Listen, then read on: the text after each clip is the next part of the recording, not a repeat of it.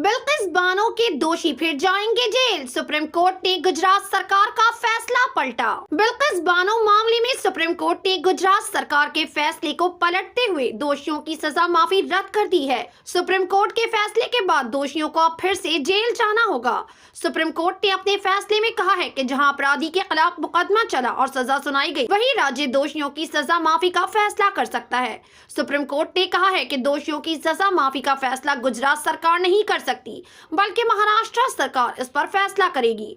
गौरतलब है कि बिल्किस बानो मामले में सुनवाई महाराष्ट्र में हुई थी।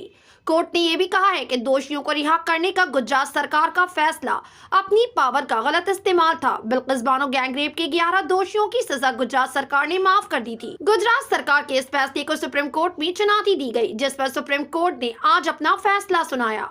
जस्टिस बीबी नागरत्ना और जस्टिस उज्जवल भैया की पीठ ने मामले की सुनवाई की और 12 अक्टूबर 2023 को अपना फैसला सुरक्षित रख लिया था।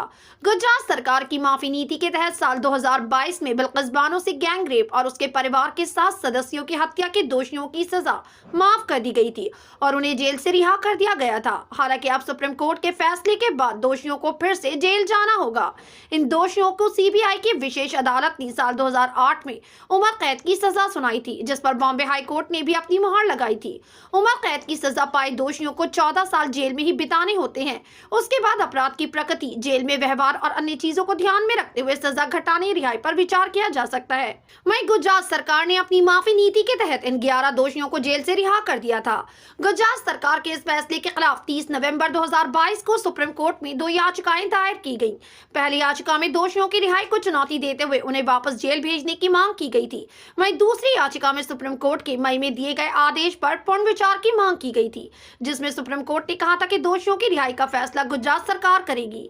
अब याचिकाओं पर सुप्रीम कोर्ट में सुनवाई के दौरान केंद्र और गुजरात सरकार ने दोषियों की रिहाई के फैसले का बचाव किया था और कहा कि दोषियों ने दुर्लभ अपराध नहीं किया और उन्हें सुधार का एक मौका दिया जाना चाहिए।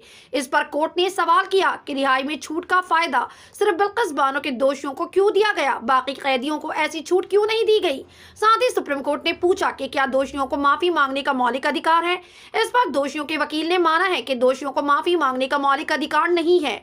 गुजरात में साल 2002 में हुए दंगों के दौरान उग्र भीड़ ने बिल्किस बानो के घर में घुसकर 7 लोगों की हत्या कर दी थी। इस दौरान बिल्किस बानो के साथ गैंगरेप भी किया गया था। सुप्रीम कोर्ट के इस फैसले पर कांग्रेस नेता प्रियंका गांधी वाड्रा ने ट्वीट करते हुए लिखा, आखिरकार न्याय की जीत हुई। सुप्रीम कोर्ट ने गुजरात दंगों के दौरान गैंगरेप की शिकार बिल्किस बानो के आरोपियों की रिहाई रद्द कर दी है। इस आदेश से भारतीय जनता पार्टी की महिला विरोधी नीतियों पर पड़ा हुआ पर्दा हट गया है। इस आदेश के बाद जनता का न्याय व्यवस्था के प्रति विश्वास और मजबूत होगा।